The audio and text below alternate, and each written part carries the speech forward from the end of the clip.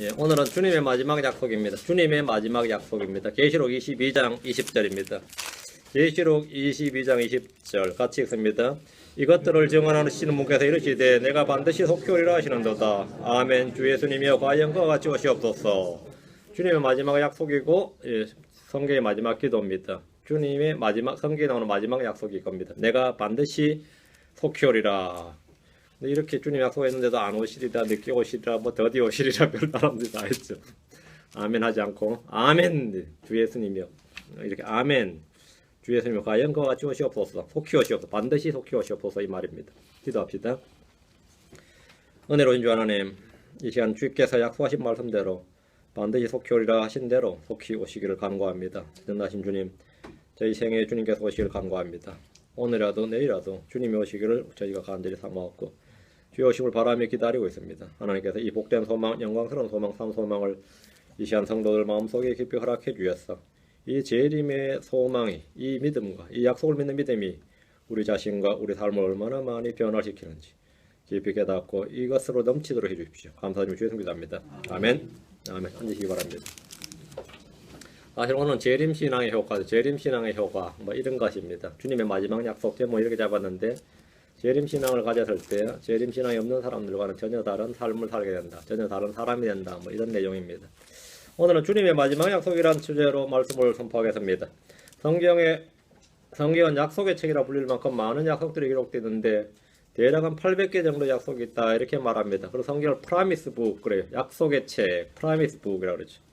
그 중에 우리 주님께서 성경의 마지막으로 주신 약속이 무엇인지 압니까? 성경에 나오는 마지막 약속, 답이 나왔어요.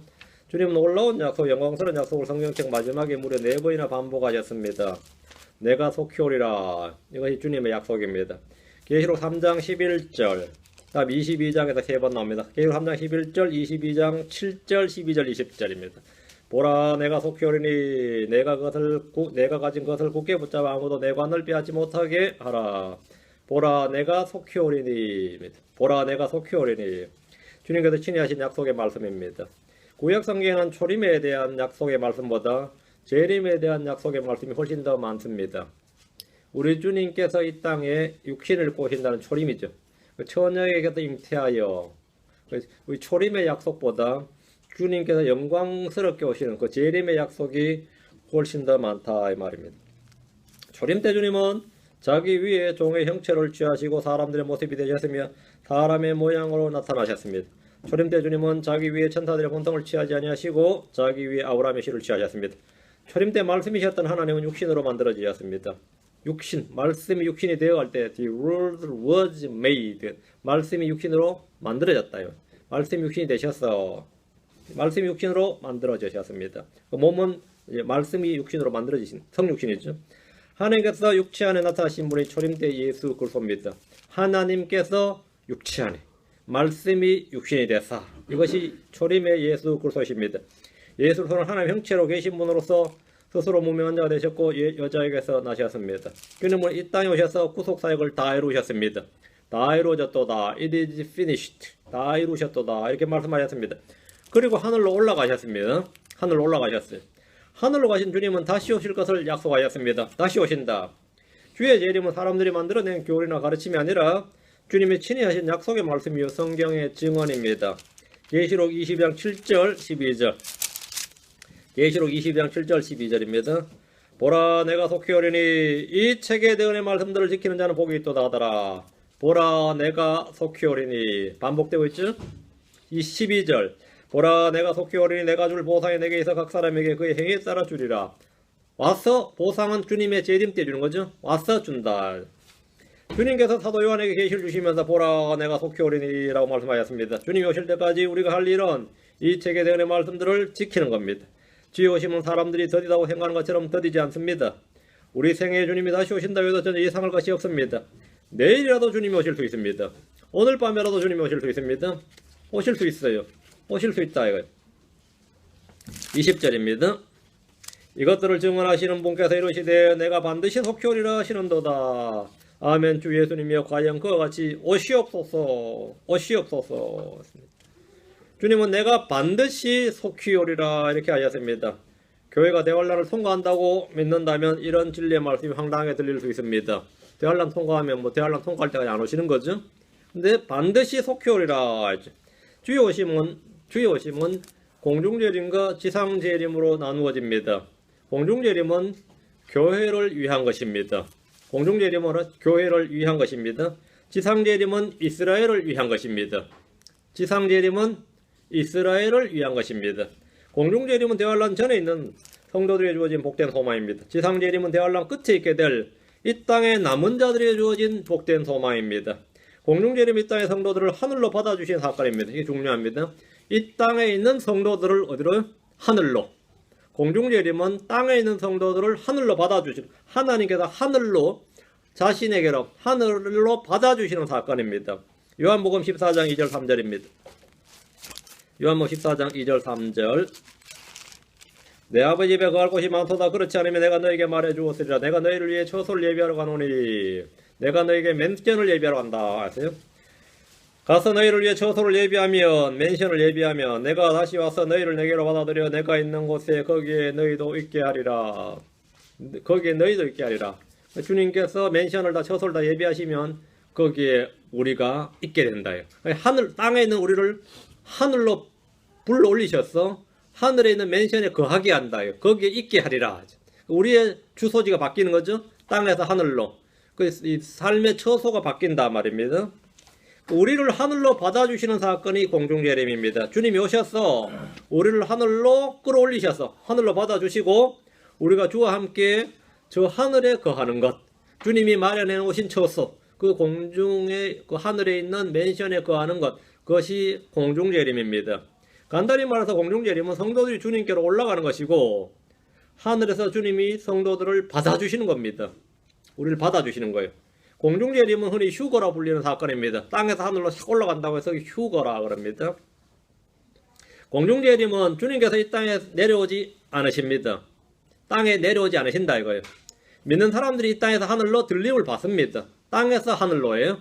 주님이 하늘에서 땅으로가 아니고 사람이 땅에서 하늘로 가는 겁니다. 사람이 땅에서 하늘로 가는 거예요. 이것은 땅 위에 있는 사람들이 아무도 볼 수 없습니다. 고린도전서 15장 51절 53절, 데살로니전서 4장 16절 17절입니다. 고린도전서 15장 51절 53절. 예.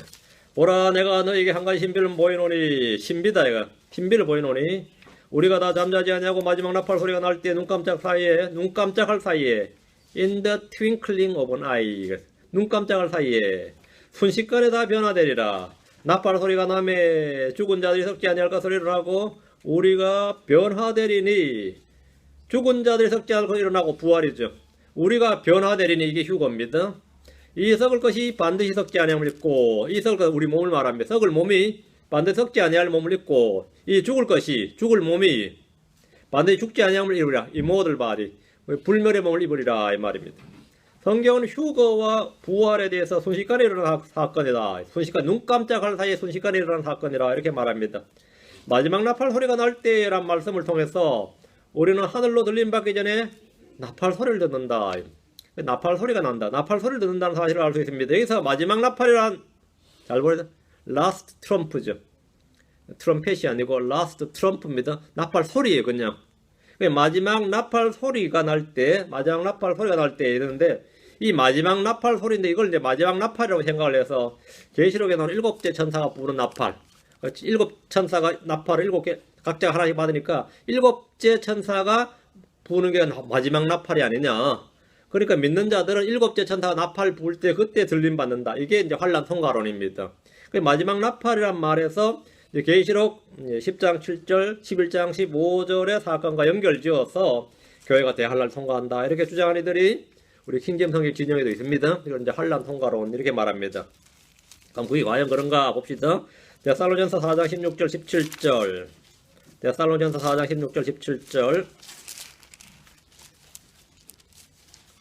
성도들을 부르는, 하늘에서 성도들을 부르는 나팔 소리, 마지막 나팔 소리는 뭐냐, 라스트 트럼프는 뭐냐 하면 7째 천사의 나팔, 천사의 나팔이 아니라 하나님의 나팔 소리입니다. 자, 데살로니전서 4장 16절 17절. 주께서 호령과 천사의 음성과, 주어가 누구죠? 주께서입니다. 주께서 호령과, 호령은 샤우트예요. 주께서 고함을 지르신 거죠. 주께서 호령과 천사장의 음성과 하나님의 나팔 소리와 함께 친히 하늘로부터 내려오시리니 그래서 안에서 죽은 자들이 먼저 일어나고 그 뒤에 살아서 남아있는 우리가 그들과 함께 구름들 속으로 채여 올라가 이걸 한자어로 휴거라 그럽니다. 채여 올라가 공중에서 주를 만나리라. 그리하여 우리가 항상 주와 함께 있으리라. 공중에서 주를 만나리라. 땅에서가 아니라 공중에서. 이게 공중재림입니다. 자, 마지막 나팔 소리는 하나님의 나팔 소리죠. 천사의 나팔이 아닙니다. 하나님의 나팔 소리입니다. 휴거와 일곱째 천사가 부는 나팔은 전혀 다른 이야기다 이 말입니다. 주께서 친히 하늘로부터 내려오실 때 호령과 천사의 음성과 하나님의 나팔 소리와 함께 친히 하늘로부터 내려오시는데 주님이 하늘로부터 내려오신다 했을 때 이때 이 땅의 시내산이나 올리브산이나 예루살렘 성전으로 내려오시지 않고 이 땅으로 내려오지 않고 하늘로 우리를 주님은 내려오시고 우리는 하늘로 올라가요. 그래서 만나는 거예요. 공중에서 주를 만나는 겁니다. 그래서 공중에서 뭐라고요? 공중에서 주를 만나리라. 어디서 만난다고요? 예루살렘에서 아니고 이 땅 어디가 아니에요?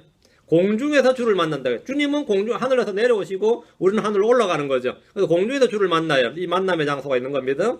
공중에서 주를 만나리라. 그리하여 우리가 항상 주와 함께 있으리라. 어디서? 하늘에. 하나님 아래나 처소에 주와 함께 있으리라. 이런 거죠. 우리는 이 지구의 어느 지역이나 어느 땅에서 주님을 만나서 거기에 주님과 함께 있는 것이 아니라 구름돌 속으로 채여 올라가서 휴거죠. 공중에서 주를 만납니다. 이것이 공중재림입니다. 성도들이 하늘로 들림받는 공중재림과 주께서 이 땅으로 내려와서 심판하시는 지상재림을 구분하지 못하는 분들이 이 교회 노래 다녔지만 생각보다 많이 있습니다.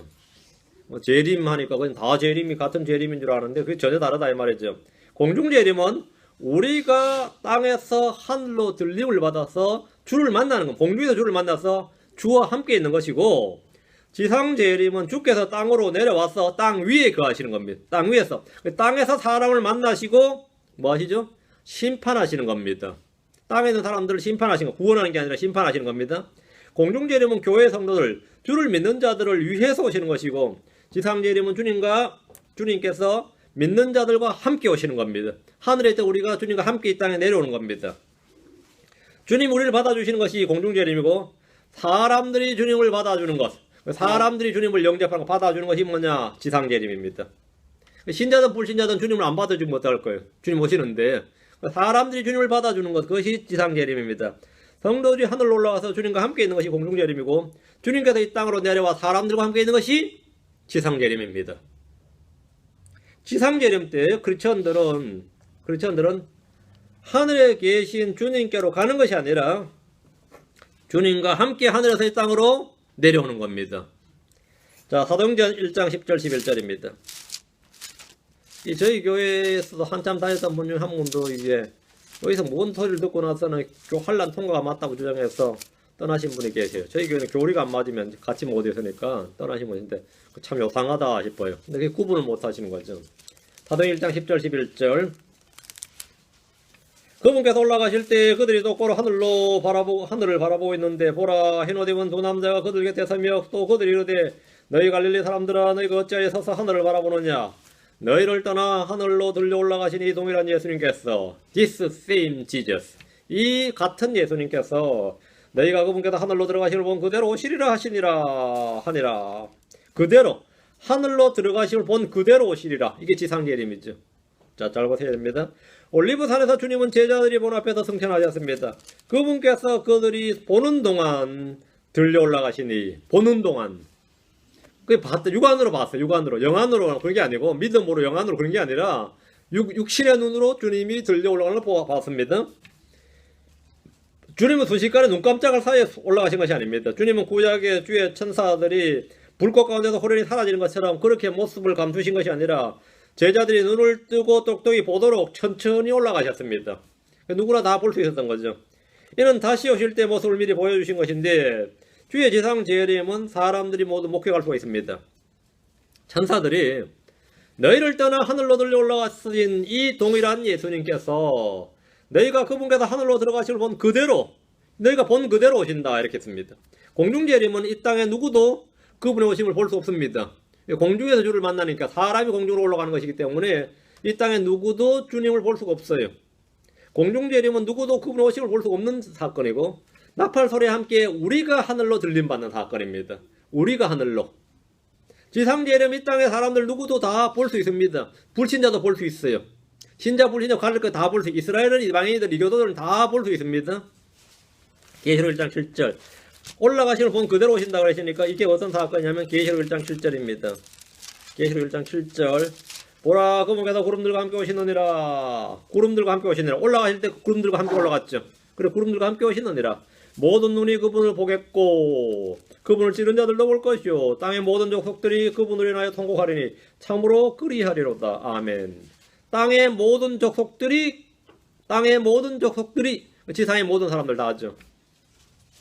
그러니까 유대인이든 이방인이든 신자든 불신자든 누구나 그분의 오심을 볼 수 있습니다. 이것은 지상재림입니다. 마치 지구촌 사람들 누구나 해가 뜨고 지는 걸 볼 수 있듯이 누구나 의의 해이신 주님의 오심을 볼 수 있습니다. 주님은 하늘로부터 사람들이 모두 볼 수 있게 오셔서 이 땅의 민족들과 싸우십니다. 이 땅의 민족들과 뭐 하신다? 싸우신다. 전쟁한다고요. 주님 오시자마자 첫 번째 하신 일이 뭐냐요? 구원의 복음을 전하는 게 아닙니다. 전쟁하시고 심판하시는 겁니다. 재림하신 주님이 하시는 일은 죄인들의 구원이 아니라 복음 선포가 아니라 죄인들을 심판하시기 위해서 민족들과 전쟁을 하십니다. 주님이 흰 말을 타고 오시는데 전쟁하신다. 그분의 입에서는 칼이 나옵니다. 주님께서 오실 때 이 땅은 짐승과 거짓 예언자들이 완전히 장악하고 있는데 하늘에서 쫓겨난 용과 그의 천사들도 있습니다. 깊은 구덩이에서 올라온 이상한 짐승들로 땅에 거하고 있습니다. 완전히 이런 짬뽕이 없죠. 응? 이거 노아의 홍수 이전보다 더한 거예요. 이런 뭐 인간들만 사는 게 아니라 별의별 기괴한 짐승들도 살고 말이죠. 민족들은 함께 모여 재림하신 주님과 전쟁을 준비합니다. 이 전쟁을 준비하고 있단 말이죠. 계시록 16장 14절 지루합니다. 그들은 마귀들의 영들로서 기적들을 행하며 땅과 온 세상의 왕들에게 나아가 하나님 곧 전능자이자 큰 날에 있을 전쟁을 위하여 아마겟돈 전쟁입니다. 그들을 모으더라. 그 짐승의 영 거짓 대언자, 짐승의 입에서 거짓 대언자에서 용의 입에서 나간 영들이 짓을 하는 거예요. 응? 그 땅의 사람들 모아서 이 전능자의 큰 날에 있는 전쟁을 위하여. 주님은 전쟁하러 오시는 분이. 그들도 완전히 전쟁을 준비하는 거예요. 땅에서 전쟁을 준비하고 있어요. 이것이 아마겟돈 전쟁입니다. 주께서 이 땅에 오시면 이 땅의 사람들은 주의 칼에 죽임을 당하는 자들의 피가 넘치게 될 것입니다. 주님은 말고피까지 차오른다고 그랬습니다. 이게 재림입니다. 이게 지상 재림입니다. 스가랴서로 갑니다. 14장 3절 4절 스가랴서 14장 3절 4절입니다. 스가랴 말라기서 바로 앞에 있어요. 구약에서 마지막 책이 스가랴고 말라기고 그 앞에 스가랴입니다. 스가랴 14장 3절 4절 그때 주께서 나아가서 그 민족들과 싸우시되 전에 전쟁의 날에 싸우신 것 같이 하시리라. 그날에 그분의 발이 예루살렘 앞 동쪽에 있는 올리브산 위에 설 것이요 올리브산이 거기 한가운데서 동쪽과 서쪽으로 갈라짐으로 심히 큰 골짜기가 생길 것이며 그 산의 반은 북쪽으로 그 산의 반은 남쪽으로 이동하리라. 지상 재림 때죠. 여기 보면 주께서 나아가서 그때에 주께서 나아가사 재림 때에 말 주께서 나아가사 그 민족들과 싸우시되 전쟁의 날에 싸우신 같이. 그러니까 주님의 재림은 뭐와 관계있죠? 전쟁과 관련있다. 주님의 재림은 구원이 아닙니다. 전쟁입니다. 전쟁이다. 그러니까 재림하신 주님이 이 땅에서 하시는 첫 번째 일은 뭐 왕국복을 선포하는 것도 아니고 은혜복을 선포하는 것이 아닙니다. 그건 뭐냐? 복음 전파가 아니고 전쟁입니다. 전쟁. 그게 주님께서 복음을 전파하시고 죄인들의 구원, 세상의 평화 뭐 이런 것을 외치는 것이 아니라 오시자마자 그 입에서 칼이 나와서 사람들을 죽이는 민족들을 치는 그런 전쟁이 벌어진다. 주님은 전쟁하러 오시며 심판하러 오시며 철장으로 다스리기 위해서 오십니다. 공중재림과 지상재림 확연히 구분되는 전혀 다른 사건입니다.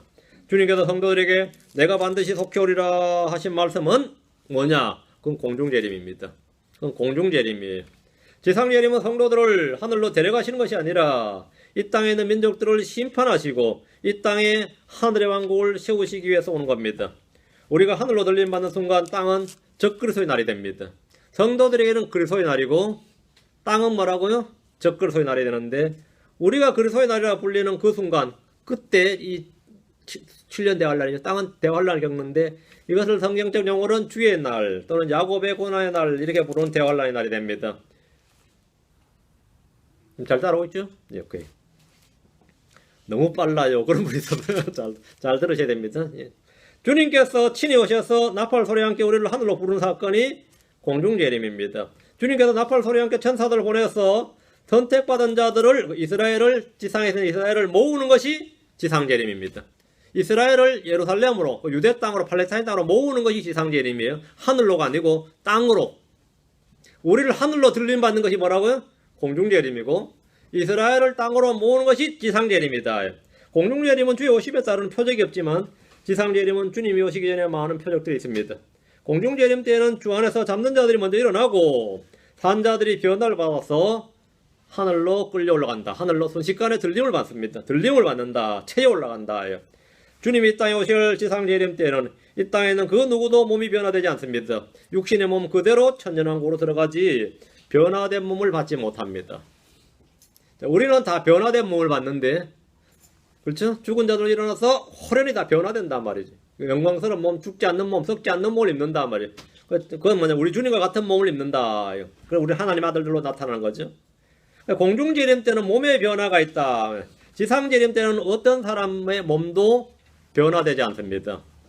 그래서 천연왕국이 되면 이제 변화된다는 게 뭐냐면, 이제 장애자들이나 질병을 가진 사람들이 낫는 거죠. 낫는 겁니다. 공중재림 때 우리는 영광스러운 몸을 입습니다. 썩지 않고 쉬하지 않는 몸, 불멸의 몸을 입습니다. 우리 주님과 같은 형상을 입게 됩니다. 그러나 지상재림 때 어떤 이스라엘 사람들, 어떤 이방인들도 그 몸이 변화되지 않습니다. 변화되는 것은 땅과 동물들입니다. 저주를 받아든 땅이 풀려나서, 저주에서 풀려나서, 황무지가 뭐 장미꽃같이 피어난다. 뭐 그래가지고, 시내가 그런다. 이게 땅이 변화를 받고, 다음에는, 짐승들이 본성의 변화를 받습니다. 사자나 독사나 이런, 독사도 이제 독이 없어지는 거죠. 그 초식으로 바뀌는 거단 말이죠. 사자도 마찬가지로 초식으로 바뀌고, 이렇게 짐승들이 변화를 받습니다. 변화되는 것은 땅과 동물들입니다. 공중재림 때는, 땅과 짐승이 변화되지 않습니다. 동물들의 성품이 바뀌고 식성이 바뀌고 땅도 변화를 맞아서 새롭게 되는데 이것을 리제너레이션 이렇게 말합니다. 새롭게 되는 때 이렇게 말해요. 이게 이제 천연왕국이 되죠. 그럼 그 다음에 이제 천연왕국이 되는 겁니다. 지상재림을 말미암아 되는 일입니다. 우리가 주의 오심을 믿는다고 할 때 주의 오심을 믿는다. 당연히 우리 둘 다 믿지만 우리가 주의 오심을 바란다, 믿는다, 소망한다, 기다린다고 할 때 그것은 뭐냐? 공중재림입니다. 그건 공중재림입니다. 성도들이 주의 오심을 믿는다면 자기 마음속에 그리고 삶 가운데 크나큰 변화가 옵니다. 크나큰 변화가 와요. 그 주의 재림을, 주의 오심을 믿는 성도들은 그 말씀, 그 약속의 말씀, 주의 마지막 약속의 말씀을 내가 마음에 딱 믿으면 그 말씀이 내 마음속에 들어서 내 마음에 딱 잘 잡으면 내 마음에 변화가 오고 내 자신의 변화가 오고 내 삶이 변화가 온다 이 말입니다. 얼마 전에 회계사 사무실에서 일하는 자매가 잠깐 교제할 일이 있었는데 이메일로 보내기 귀찮아서 전화 통화 한번 하자고 해서 제가 전화를 받았어요.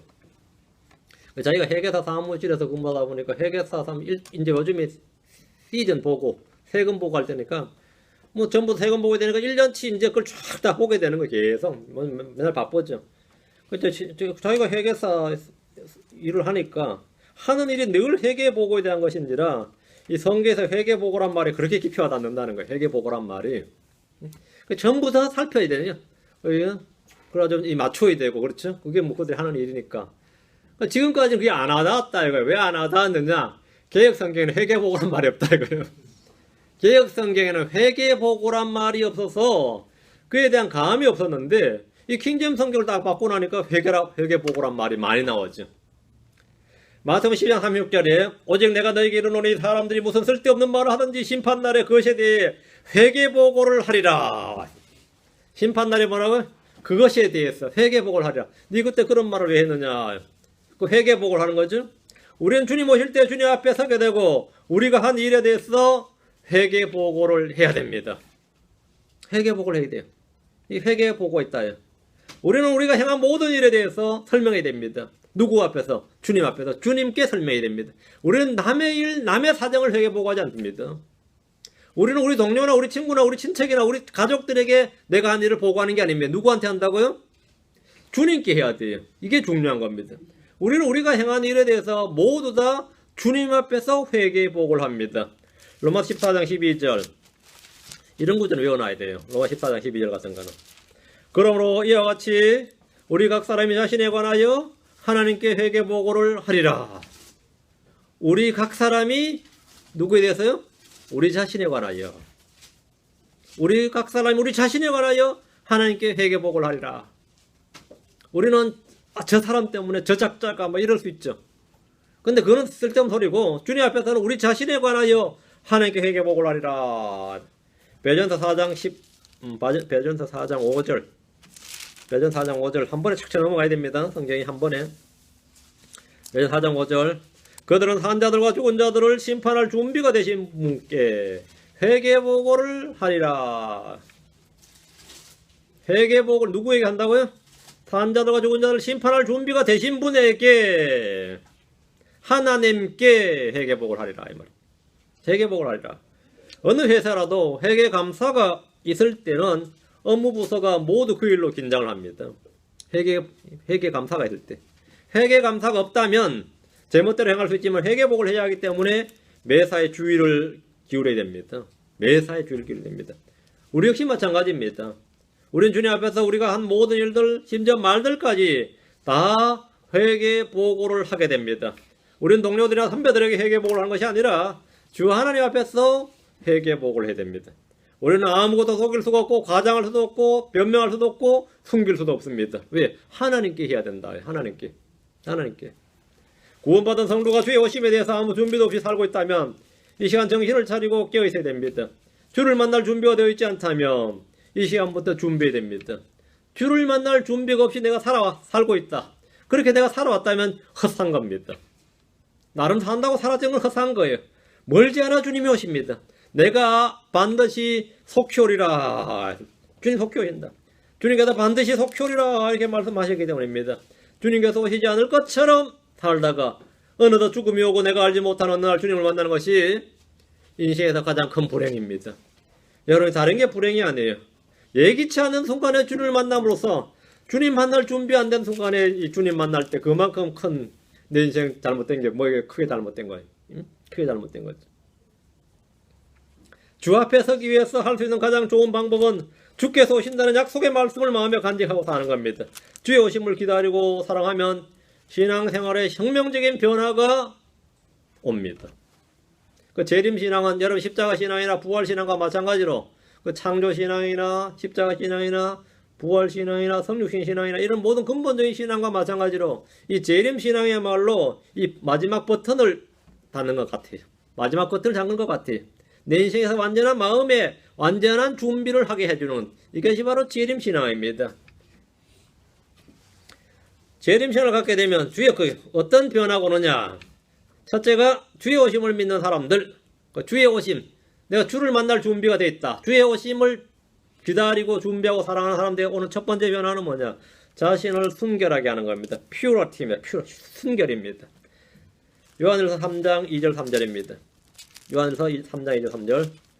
주의 오심에 대한 믿음과 복된 소망이 내 안에 있을 때 내 삶뿐만 아니라 내 자신을 순결하게 합니다. 주의 오심을 기다리니까요. 요한일서 3장 2절 3절.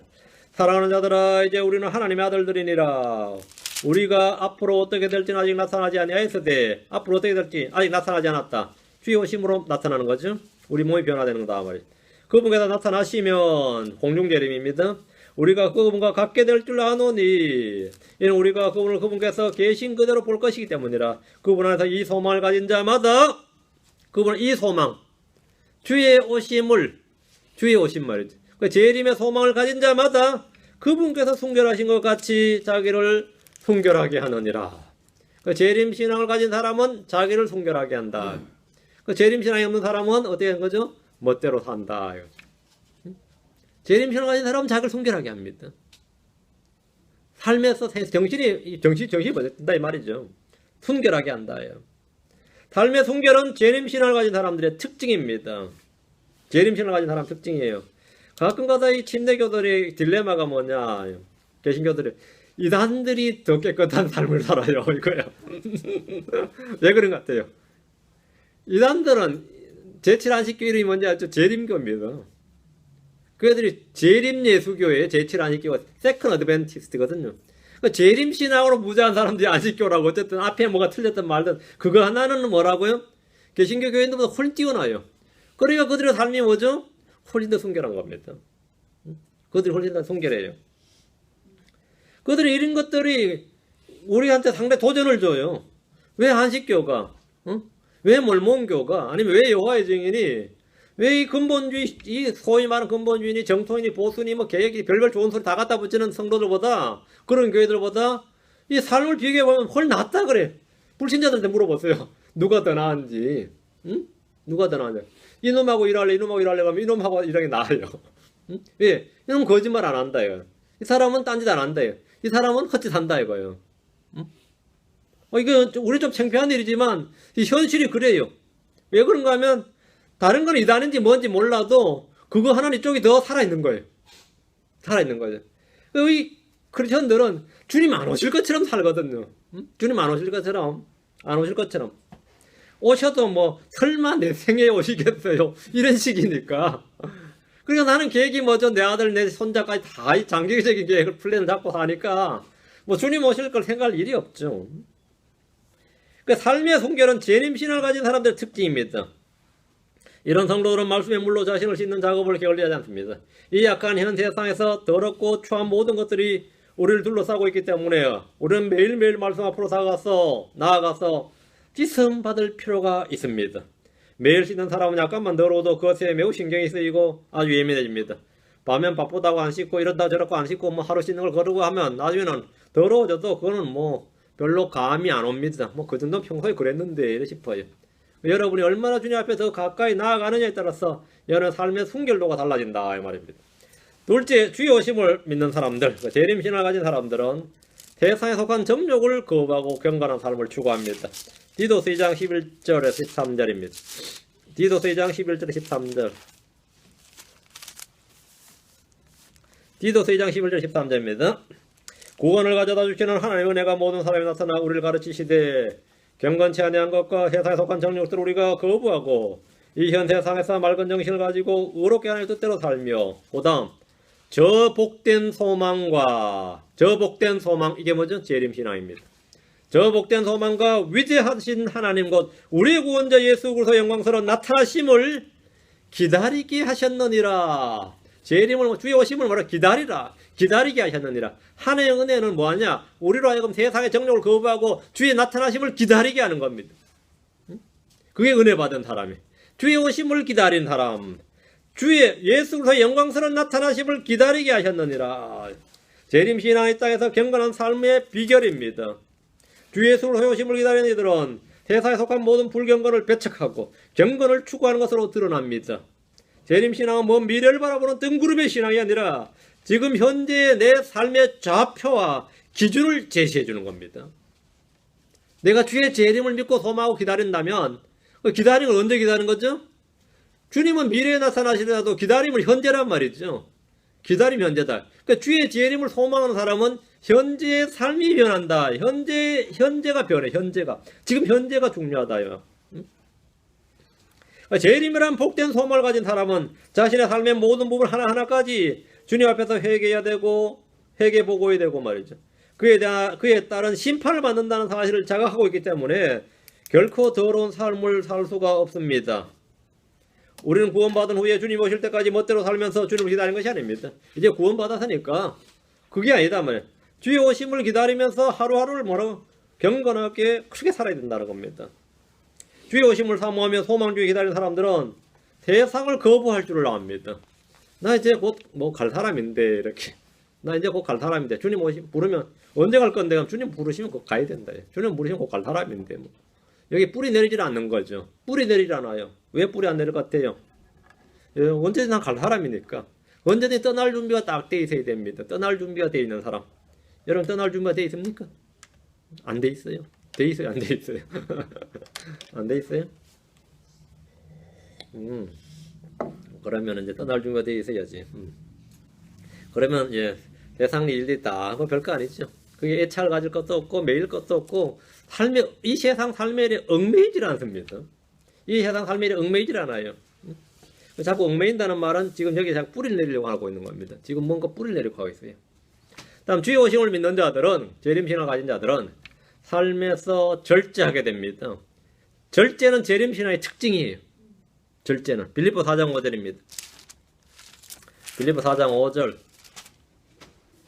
너의 절제를 모든 사람들이 알게 하라. 너의 절제를 모든 사람이 알게 하라. 주께서 가까우시니라. 주께서 가까우시니라. 주께서 가깝다. 그러니까 주의 오심이 가깝다. 주께서 속히 오신다. 이걸 믿는 사람들은, 이걸 내가 믿고 그렇게 이렇게 아멘하고 받아들이는 사람들은 너희의 절제를 모든 사람이 알게 하라. 절제의 삶을 살게 된다 이 말입니다. 그래서 재림이라 복된 소망을 가진 성도들은 무절제한 삶, 무절제한 애정, 무절제한 욕정, 탐욕에 시달리지 않습니다. 거의 매이지 않습니다. 시한부 종말론자들은 삶에서 아무런 절제가 없습니다. 그건 뭐냐? 진리가 잘못된 거예요. 절제는 하나님의 영에 의해서 통제받는 삶을 절제라고 합니다. 절제가 뭐냐? 금욕이 아니에요. 절제는 금욕이 아닙니다. 절제란 성령의 열매입니다. 절제는 이를 악물고 참는 것이 아닙니다. 참아야 하느니라 그게 아니에요. 절제란 성령에 의해서 통제받는 삶이에요. 절제는 술과 담배를 끊는 것만이 아닙니다. 내 속 마음과 생각과 애정과 열정이 성령께 복종함으로써 얻어지는 성령의 열매 가운데 하나가 절제입니다. 특히 성도들의 영적 지식은 믿음 위에 쌓아져야 되고 절제를 통해서 제어되어야 됩니다. 믿음의 덕의 지식을 지식의 절제를 올리죠. 예, 믿음에 뭐가 있나 덕에 믿음의 덕입니다. 덕의 지식입니다. 그 지식은 덕과 절제 사이에 있어야 된다 이 말이죠. 여러분이 만약 뭐 시속 200마일을 달릴 수 있는 자동차가 있다. 아니면 시속 뭐 1000마일을 달릴 수 있는 뭐가 있다. 이렇게 해봅시다. 그 차가 200마일의 속력을 내려면 뭐가 있어야 되죠? 그런 길이 있어야 됩니다. 만약 그런 길이 없는데 200마일 내버리면 차 작살나버리죠. 비포장도로 산길에서 그 속도를 내면 거리는 혼란해지고 교통은 마비되고 여기저기서 사고가 터지고 말 겁니다. 차도 작살날 겁니다. 그렇다면 40, 50마일로 달릴 수 있도록 뭐가 있어야 되죠? 컨트롤할 수 있는 브레이크가 있어야죠. 브레이크 없이 200마일의 차를 브레이크 없는 200마일의 차를 모으는 것보다야 브레이크가 있는 100마일의 차가 훨씬 더 안전하죠. 안 그래요? 이거 좋은 차인데 브레이크가 말을 잘 안 들어요. 그럼 여러분 좋은 차라 그래요? 이 사람 정말 좋은 사람인데 성질이 개떡 같아. 그럼 어때요? 좋은 사람이요? 이 사람 가끔마다 한번 빡 돌거든요. 그럼 어때요? 정말 능력 있고 지식도 있고 다 좋은데 한번 미치면 개입니다. 그러면 그런 사람 있죠. 이거 완전 골치 아파요. 이거 사람 근데 한번 절대로 술 먹이지 말. 술만 먹이면 이거 완전히 끝난다. 이런 사람도 있고. 그러니까 컨트롤하는 브레이크가 없다 이 말이죠. 이와 같이 덕위에 세워지지 않는 성경 지식은 그래서 또 아니면 똑똑하든 뭐든 간에 말이야. 능력이든 그게 다 이것은 절제가 되지 않는다. 이러면 다 아무것도 아닙니다. 그런 사람은 이 많은 형제들 다치게 하고 교회를 혼란으로 몰아갑니다. 절제는 브레이커 같은 겁니다. 지식에는 반드시 성능 좋은 절제란 브레이크를 달아야 됩니다. 우리가 아는 성경이나 진리의 지식이나 재림이나 이 모든 것들은 절제를 통해서 빛나게 됩니다. 내 삶도 마찬가지입니다. 한국 속담에 있잖아요. 뭐 있죠? 뭐 콩도 잘 볶일 때가 만들라 그런 말 있지. 뭔 말인지 모르겠네. 콩도 잘 볶일 때가 만들라 그래요. 절제하라 이 말입니다. 신난다 잘한다 그러니까 막 미친듯이 하다 그냥 번아웃 돼버리고 일 망쳐버리는 거 사람 있어요. 잘 볶일 때가 만들라고. 정 보면 너희의 절제를 모든 사람이 알게 하라. 주께서 가까우시니라. 주께서 가까우시니라. 예. 다음 넷째, 주의 오심을 믿는 자들은 재림 신화를 가진 자들은 인내합니다. 절제와 인내는 좀 다릅니다. 절제는 순간순간에 가는 것이고 인내는 오래 지속적인 거죠. 예. 예, 야고보서 5장 7절에서 9절입니다. 그 사람이 절제만 좀 있으면 정말 좋은 사람인데 그런 사람 여러분 보시죠. 야고보서 5장 7절에서 9절입니다. 야고보서 5장 7절. 주의 오심을 믿는 자들은 특징이 뭐냐예요. 내가 인내심이 없다, 절제가 없다 싶은 사람은 내가 반드시 속히 오리라 하신 주의 말씀을 내 마음에 딱 간직하면 됩니다. 그 말씀을 계속해서 생각하고 가지고 있으면 되씹으면 여러분 속에 자신도 모르는 사이에 매사가이 이 모든 일에 절제가 나오고 말이죠. 모든 일에 오래 참게 됩니다. 인내가 돼요. 야고보서 5장 7절에서 9절. 그러므로 형제들아 주께서 오실 때까지 인내하라. 보라 농부가 땅에서 나는 귀한 열매를 바라고 이른 비와 늦은 비를 받을 때까지 오랫동안 그것을 위해 인내하느니라. 인내하라 하고 나서 인내하느니라. 너희도 인내하고 너희 마음을 굳건히 하라. 주의 오심이 가까이 다가오고 있느니라. 요거 재림이죠. 주의 오심이 가까이 다가오고 있느니라. 형제들아 서로 불평하지 말라. 그리하여 너희가 정죄를 받지 아니하리라. 보라 심판자께서 문 앞에 서 계시느니라. 주의 오심이 가깝다고. 심판자께서 문 앞에 서 계시느니라. 문 앞에 서 계시는데 왜 이렇게 안 들어오시죠? 심판자도 지금 문 앞에 서 계시느니라. 문 앞에 서 계시느니라. 주의 오심이란 복된 소망, 산 소망, 영광스러운 소망을 가진 성도들은 모든 일에 오래 참고 인내합니다. 마음이 조급한 것은 결코 성례 역사가 아니며 건전한 신앙이 아닙니다. 마음이 조급하다. 우리가 가끔가다 하는 말이 다혈질이다. 한국 사람들의 아마 거의 안 잃은 사람이 없을 겁니다. 아무리 충청도 사람이라 그래도 다혈질과 욱하는 성질이 있지. 이게 욱하는 성질이거든요. 욱하는 성질이 있는데 이걸 어떻게 하면 바꿀 수 있을까요? 하면서 점쟁이 찾아가도 소용없고 해병대 훈련 받아도 소용없고요. 이것저것 다 해도 소용없어요. 뭐 하면 될 것 같아요? 예, 재림신앙을 가져야 돼. 재림신앙을 가져야 돼. 그 말씀 주께서 가까이 이 주의 오심에 대해서 계속 생각하고 있으면 여러분이 나도 모르는 사이에 계십니다. 절제가 되게 돼요. 씨를 뿌리고 열매를 거둔 농부처럼 때를 기다리며 주님의 역사를 기다리는 것. 이것이 바로 재림신앙입니다. 기도를 한 후에 응답을 기다리는 것이 성도의 인내입니다. 주님은 금방 주실 수 있는 것을 오랫동안 기다리게 하심으로 성도를 연단하십니다. 주님이 오신다는 약속은 벌써 2000년이 지났습니다. 그러나 우리는 인내로서 기다리고 있습니다. 한국인들은 유난히 성격이 급합니다. 저도 성격이 좀 급해요. 오래 참지를 못합니다. 오래 참는 사람을 가지고 야 인내심이 있다고 칭찬해 줍니까? 느려 터졌다느니 답답해 미치겠다니 같이 일 못한다 게으르다 욕이든 욕은 다 해야 되지. 느려 터져가지고 말이지 이러면서는 막 불평을 해야 되죠. 그런 사람은 막 불평을 하는 거지. 그러나 인내가 없이 이룰 수 있는 주님의 일은 아무것도 없습니다. 농부가 수확 때 열매를 바라며 비를 기다리듯이 주의 오심을 믿는 이들은 소망 중에 기다립니다. 소망 중에 기다립니다. 주의 오심을 믿는 자들은 인내한다. 주의 오심을 믿는 자들은 삶에 절제가 있다. 다음 주의 오심을 믿는 자들은 참된 위로를 지니고 있습니다. 참된 위로를 지니고 있다. 주께서 오신다. 주께서 오시면 다 해결된다. 이렇게 내 아픈 몸도 주님 오시면 해결됩니다. 내 삶에 꼬인 모든 실타래 같은 문제들도 주의 오심이 다 해결해 줍니다. 그게 여러분의 재정적인 문제든 인생 문제든 삶의 문제든 이런저런 문제든 주의 오심이 다 해결됩니다.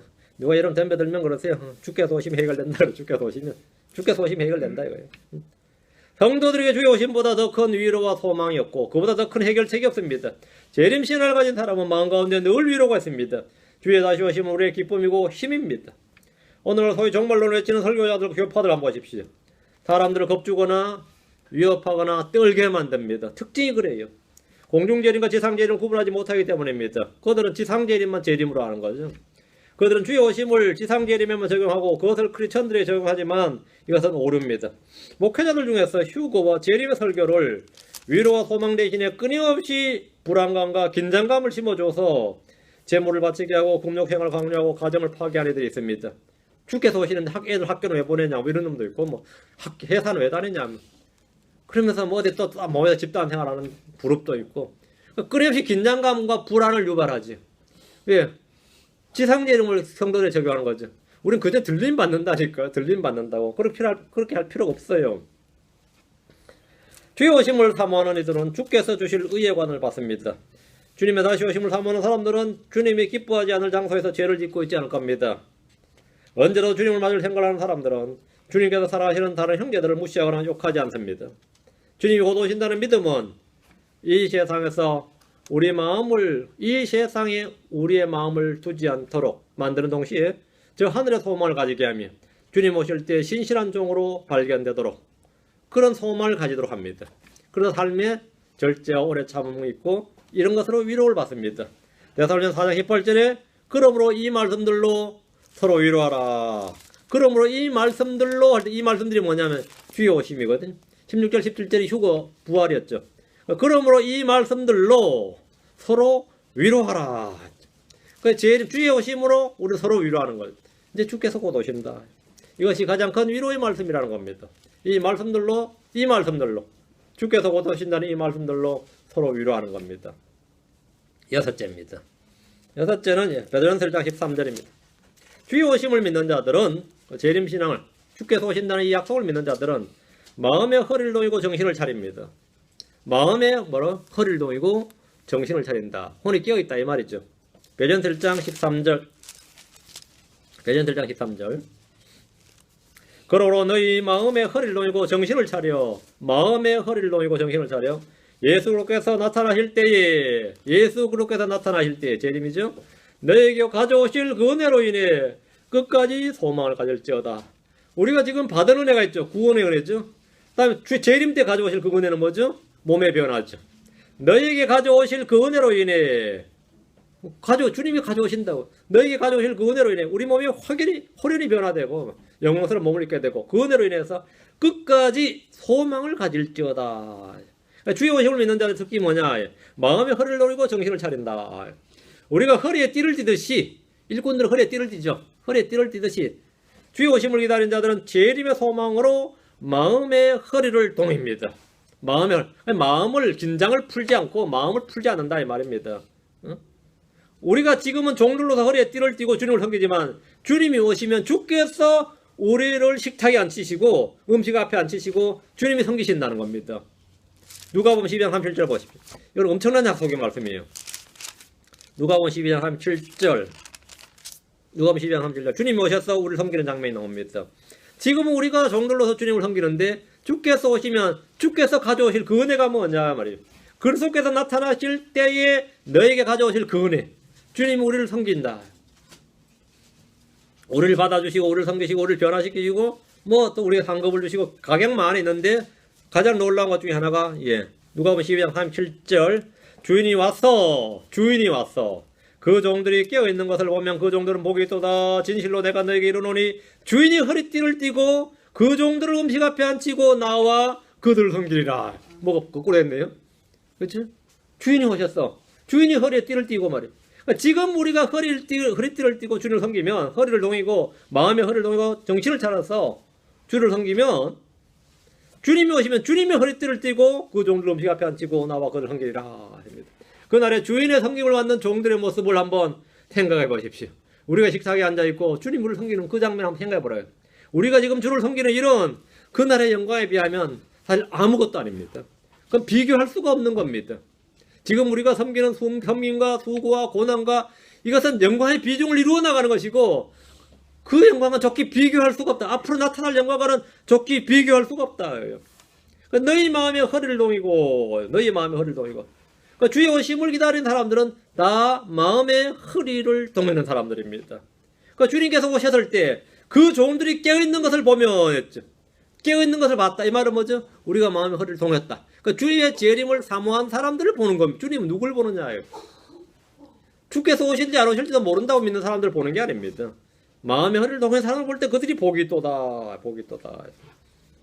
마지막입니다. 7째.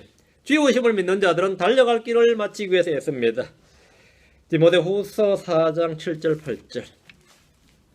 디모데후서 4장 7절 8절입니다. 디모데후서 4장 7절 8절. 내가 선한 싸움을 싸우고 나의 달려갈 길을 마치고 믿음을 지켜선적 이후로 나를 위하여 의의 관이 예비되어 있나니 주 곧 의로우신 심판자께서 그날 주께서 오실 때 그것을 내게 주실 것이요 내게만이 아니라 그분의 나타나심을 사랑하는 모든 자들에게도 주시리라. 그분의 나타나심을 사랑하는 사람들, 그분의 나타나심, 재림, 주의 재림을 사랑하는 자, 주의 오심을 기다리고 사랑하는 자들에게 뭐라고요? 의의 관을 주신다. 바울은 자신이 받을 관이 무엇인지 알고 있었습니다. 그는 구원받은 후에 자신의 달려갈 길을 마치고 믿음을 지켰습니다. 이후에 남은 것은 그분에게 받을 관과 보상입니다. 그러니까 주님께 받을 관과 보상, 그러니까 주님 오심을 사랑하는 자들은 달려갈 길을 마치고 믿음의 선한 싸움을 싸우고 달려갈 길을 마치고 믿음을 지킨다 이거죠. 선한 싸움을 싸우고. 이것이 바로 재림신을 가진 사람들의 특징입니다. 재림신을 가진 사람의 특징이에요.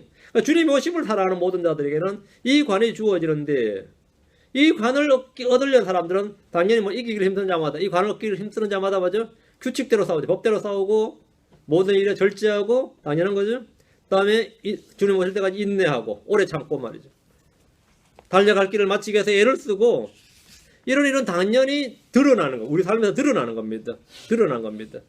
그리고 주의 오심이 내 인생의 가장 큰 소망이고 가장 큰 위로가 됩니다. 가장 큰 위로가 됩니다. 주의 오심을 믿는 자들은 삶에서 자신을 순결하게 하고 세상에 속한 정욕을 거부하고 경건을 추구하게 됩니다. 이것이 재림신을 가진 사람 특징입니다. 그런데 나는 이런 것이 없다 하면 사실 그게 지금 이것저것 믿고 성경 공부 열심히 하는데 내 딱 한 가지 빠진 게 있어요. 그게 뭐냐? 주의 오심에 대해서 내가 별로 이렇게 감이 없어요.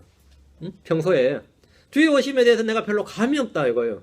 별로 뭐 물론 내가 안 믿는 건 아닌데, 그걸 안 믿는 사람은 아닌데 별로 내가 의식하지도 않았고 생각 없이 살았다. 그분에 대해서는. 그런 사람들은 내 삶에서도 별로 열매가 생각 없이 나타나요. 내 삶에서 어떤 력이 없어. 생각이 흐를 동해낼 일도 없고 달려갈 길을 마치기 위해서 힘쓰는 것도 없고 절제하는 일도 없고 오래 참는 일도 없습니다. 그냥 하는 일이 뭐냐면 교회가 왜 모양이냐 하고 불평만 해요. 특징이 자꾸 불평불만이 나오고 말이죠. 그 교회는 왜 그 모양이냐, 그 형제는 왜 그 모양이냐, 그 사람 왜 그 모양이냐. 우린 지금 남들 신경 쓸 일이 아닙니다. 지금 남들 신경 쓸 일이 아니에요. 뭐 그놈이 왜 그 모양인지, 왜 교회 안 나오는지, 난 사실은 그거는 내가 지금 그건 다음 문제야. 그건 다음 문제고, 일단 내 자신이 주님 앞에 딱 서면 다음에 이제 형제를 돌아볼 마음이 생기게 됩니다. 그것도 내가 할 일이지. 그것도 내가 할 일이죠. 자, 오늘 주의 오심, 예, 주님께서 하신 마지막 약속입니다. 딱 한 구절을 여러분이 마음에 서요. 보라, 내가 반드시 속히 오리니. 오늘 한 구절만 마음에 여러분 간직하면 돼. 이걸 두고 소가 연물 씹듯이 말이죠. 여러분 어릴 때 뭐 여기는 그런 세대가 아닌가? 먹을 거 없을 때 말했죠. 씹었던 껌도 다시 씹었어요. 얘들이 씹었던 껌도 다시 씹었는데 그 마음으로 주의 말씀을 계속 씹어내는 겁니다. 그게 묵상입니다. 그게 묵상이에요. 말씀을 계속 책임지라는 겁니다. 씹었던 껌 다시 씹듯이 말해. 그 불량배들이 껌 찍찍 씹듯이 하지 말고 주의 말씀을 계속해서 씹어내는 겁니다. 계속해서. 그 개들이 뼈다귀 하나 잡아도 어때요? 그 먹을 것도 없는 뼈다귀를 계속 이래 물고 말이야. 이래 물어뜯다 저래 물어뜯다 하죠. 여러분 하나님 말씀을 그렇게 이리 물어뜯고 저리 물어뜯고 이렇게 하는 게 뭐냐? 그거 성경에서 한 단어로 묵상이라고 합니다. 이 말은 보라 내가 반드시 속히 오리니 이 말씀을 여러분이 오늘부터 한 주간 그렇게 해보세요. 사람들이 어떻게 많이 변했네 그래요. 요즘 뭔 일 있냐? 많이 변했네 그럽니다. 어떻게 많이 변하느냐? 주의 말씀이 내 속에 들어와 있다 이 말입니다. 내가 그 말씀을 지금 계속해서 다루고 있대요. 계속해서 내 말씀을 계속해서 말이죠. 내 주머니에서 말이죠. 뭐 만지작거리듯이 계속 내 입에서 내 마음에서 계속 만지작거리고 있는데 그러겠더니만 내가 변화받더라 이거예요. 변화받으면 누가 가장 먼저 한지 아세요? 여러분 가장 가까이 있는 사람이 가장 먼저 압니다. 요즘 뭐 변화가 좀 있는 것 같네. 요즘 뭔가 일이 있나 보네. 그걸 생각해요. 비결이 뭐냐 그러면 뭔가 깨달았다. 주의 말씀이 내 안에 들어왔다. 주의 말씀이 내 안에 들어왔어요. 주의 말씀이. 예, 그러니까 하나님께 은혜에 감사하고 오늘부터 이 주님의 마지막 약속을 여러분이 주님의 마지막 명령 뭐 이것도 있지만 주님의 마지막 약속 주께서 성경에 기록된 우리 주신 마지막 약속입니다. 주님이 친히 하신 주의 입으로 하신 약속을 계속해서 기억하고 그 말씀으로 살아가길 바랍니다. 기도합시다. 위대하시고 거룩하신 주 하나님 감사합니다. 오늘도 주의 말씀을 선포했는데 선포한 말씀들이 성도들 마음속에 모두가 예로 모두가 아멘으로 받아들여 주시고 믿음으로 화답하고 결합해서 이것이 다 열매 맺기 위해서 차로 재림신을 가진 성도들의 특징들이 우리 성도들 가운데 다 드러나도록 인도해 주시기를 간구합니다. 은혜를 많이 베풀어 주시옵소서. 정말 주의 기름 부으심이 마음에 차고 넘치게 해주시옵소서. 감사드리며 주의 승기도합니다. 아멘. 아멘.